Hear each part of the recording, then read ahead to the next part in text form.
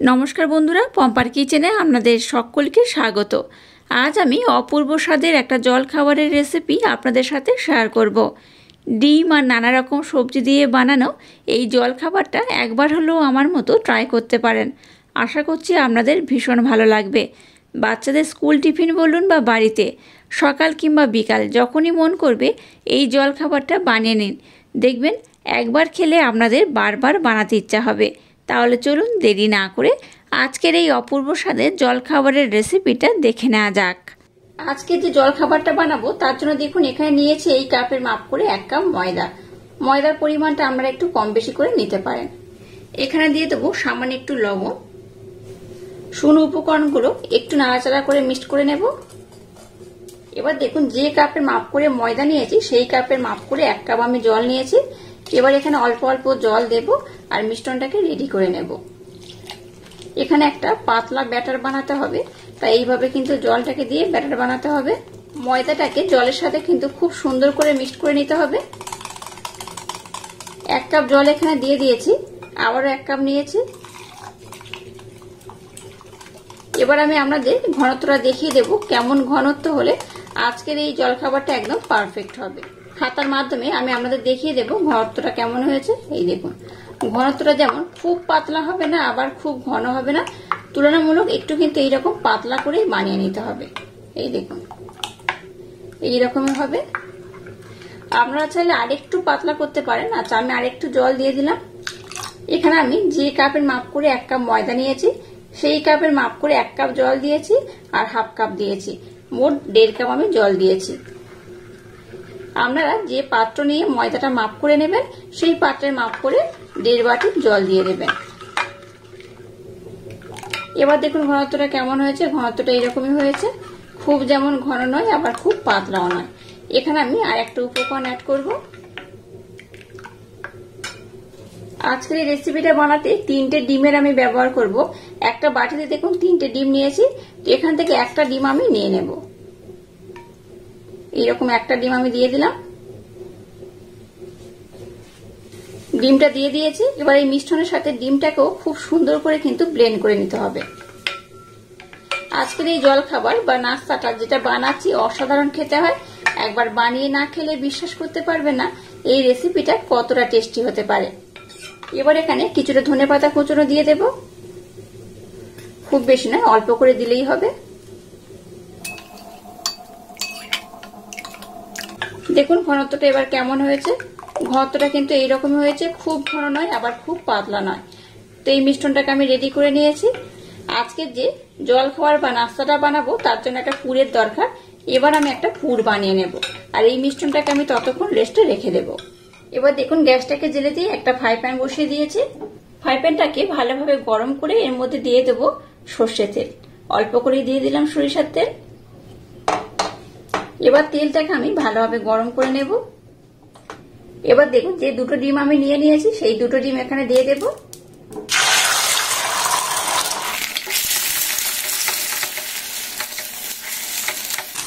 এবার ডিমটাকে আমি একটু ঝুড়ো ঝুড়ো করে ভেজে নেব। গ্যাসের ফ্লেমটাকে লো দিয়ে ডিমটাকে দেখুন আমি একটু ঝুড়ো ঝুড়ো করে ভেজে নিচ্ছি। ডিমটাকে কিন্তু গোটা গোটা রাখবেন না, এরকম ঝুড়ো ঝুড়ো করে নেবেন। ডিমটাকে দেখুন আমি কিন্তু ঝুড়ো ঝুড়ো করে ভেজে নিয়েছি। এবার এটাকে আমি নামিয়ে নেব। আবারও এখানে একটু তেল দিয়ে দেব, একদম অল্প করে। তেলটাকে আবার একটু গরম করে নেব।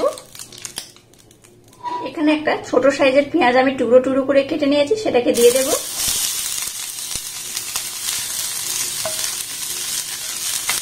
দিয়ে দেব কিছুটা কাঁচা লঙ্কা।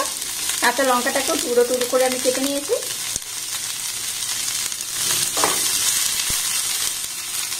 লঙ্কার পরিমাণটা আপনারা আপনাদের পছন্দ মতো দেবেন। পেঁয়াজটাকে এবার একটু হালকা নাড়াচাড়া করে ভেজে নেব। পেঁয়াজটাকে দেখুন নাড়াচাড়া করে ভেজে নিয়েছি। এবার এখানে দিয়ে দেবো ক্যাপসিকাম কোচানো। একটা ক্যাপসিকামের অর্ধেকটা আমি ব্যবহার করেছি। দিয়ে দেবো টমেটো কোচানো। এই উপকরণগুলোকে খুব বেশি ভাজার দরকার নেই, একটু হালকা নাড়াচাড়া করে ভেজে নিলেই হবে। গ্যাসের ফ্লেমটাকে একদম লো রেখে ঢাকা দিয়ে একটু বানিয়ে নেব। একটু ঢাকা দিলে কি হবে, এই যে টমেটো আর ক্যাপসিকাম ব্যবহার করেছি এটা কিন্তু ভালোভাবে সিদ্ধ হয়ে যাবে। দেখুন সমস্ত উপকরণ খুব ভালোভাবে নাড়াচাড়া করে ভেজে নিয়েছি।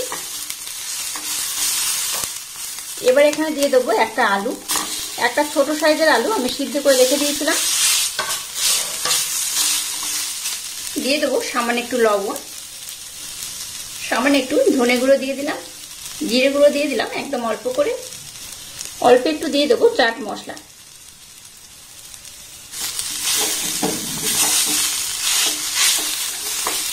এখানে আমি হলুদের ব্যবহার করব না। এবার সবজিগুলোর সাথে আলুটাকে একটু ভালোভাবে নাড়াচাড়া করে এইভাবে আমি মাখো করে নেব। এবার যে ডিমটাকে ভেজে রেখে দিয়েছিলাম সেটাকে দিয়ে দেব। এবার ডিম দিয়ে আবারও সমস্ত উপকরণ খুব ভালোভাবে নাড়াচাড়া করে মেখে নেব। এটা এরকম কিন্তু ঝুড়ো ঝুড়ো করেই বানাতে হবে, তাতে করে আজকে যে জলখাবারটা বানাবো অসাধারণ দেখতে হবে, খেতেও কিন্তু খুব সুন্দর হবে। এখানে আমি আর একটা উপকরণ অ্যাড করব। দিয়ে দেবো 2 চামচের মতো টমেটো সস, খুব বেশি দরকার নেই, 2 থেকে 3 চামচের মতো দিলেই হবে।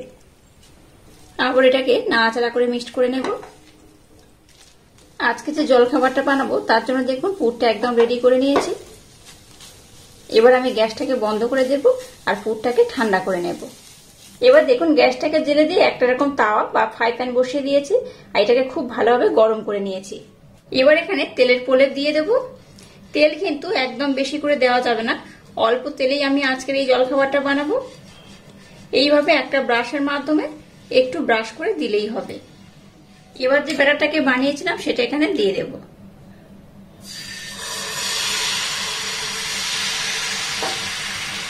খুব বড় আমি করব না, একটু ছোট ছোট করে বানাবো।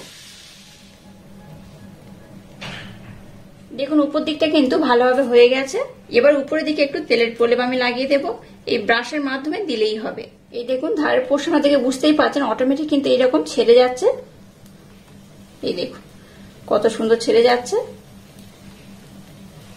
এবার এটাকে ওঠানোর জন্য দুটো আমি হাতা ব্যবহার করছি।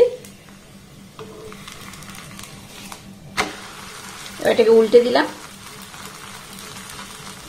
দুটো হাতা ব্যবহার করলে এটা খুব সহজে উল্টানো যাবে।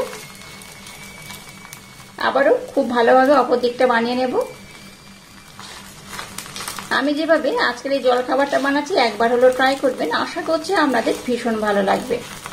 আবারও এটাকে আমি উল্টে নেব। দেখুন এদিকটাও কিন্তু খুব ভালোভাবে হয়ে গেছে, দেখে বুঝতেই পারছেন কত সুন্দর দেখতে হয়েছে। এটাকে দেখুন খুব ভালোভাবে দুদিকটাকে আমি বানিয়ে নিয়েছি। আবার উল্টে নিলাম। এবার দেখুন যে পুরটাকে বানিয়েছিলাম পুরটাকে দিয়ে দেব। মিডিল পোর্শনে দেওয়া যাবে না, এইরকম কিন্তু একদম এই ধারের পোর্শনে দিতে হবে। পুরটাকে আপনারা একটু কম বেশি করে দিতে পারেন। এটাকে দিয়ে দিয়েছি। এবার এটাকে এইভাবে আমি মুড়ে নেব। এখানে কিন্তু এক্সট্রা করে আর তেলের ব্যবহার করার দরকার নেই, একদম সামান্য তেলে এই জলখাবারটা বানানো হয়ে যায়। এটা দেখতে যেমন সুন্দর হয় খেতে কিন্তু তেমনই অপূর্ব অসাধারণ।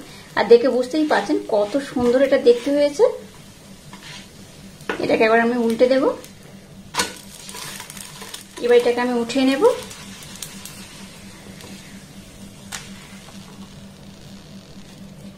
আবারও একটু তেলের ব্রাশ করে দেব, একদম সামান্য পরিমাণে ব্রাশ করে দিলেই হবে। আবারও এক হাতা আমি ব্যাটার দিয়ে দেব।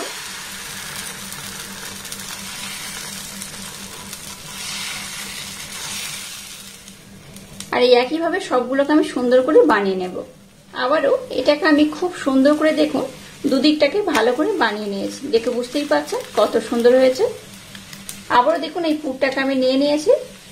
আবার ওই পুরটা আমি এখানে দিয়ে দেব, একটু কম বেশি করে দিলেই হবে।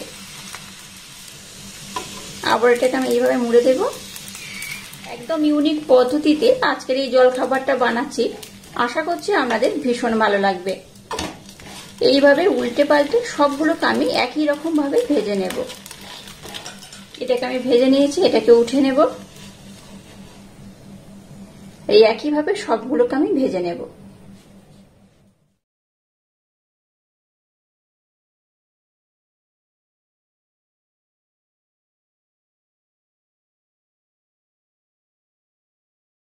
দেখুন সবগুলোকে আমি কত সুন্দর করে বানিয়ে নিয়েছি আর কত সুন্দর দেখতে হয়েছে। দেখুন এটা দেখতে যেমন সুন্দর, খেতে কিন্তু তেমনই অপূর্ব, অসাধারণ।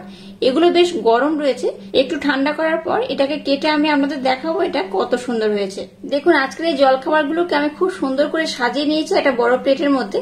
তো একটাকে আমি দেখাচ্ছি, দেখুন ভিতরটা কত সুন্দর হয়েছে, কত অপূর্ব হয়েছে। যেহেতু পুরটাকে একদম ভর্তি করে দিয়ে দিয়েছি, আশা করছি আপনাদের ভীষণ ভালো লাগবে। আজকের এই অপূর্ব স্বাদের জলখাবারের রেসিপিটা বাচ্চাদের স্কুল টিফিন বলুন বা বাড়িতে যখনই মন করবে বানিয়ে নিতে পারেন। এটা দেখতে যেমন সুন্দর, খেতে কিন্তু তেমনই অপূর্ব, অসাধারণ। একবার এইভাবে বানিয়ে না খেলে ভীষণ মিস করবে। আজকের এই অপূর্ব স্বাদের জলখাবারের রেসিপিটা যদি আপনাদের ভালো লাগে তাহলে চ্যানেলটাকে লাইক, শেয়ার, কমেন্ট এবং সাবস্ক্রাইব করবেন আর পাশে থাকা বেল আইকনটা প্রেস করে দেবেন। তাহলে টাটা, আবার দেখা হচ্ছে নতুন কোনো রেসিপি নিয়ে।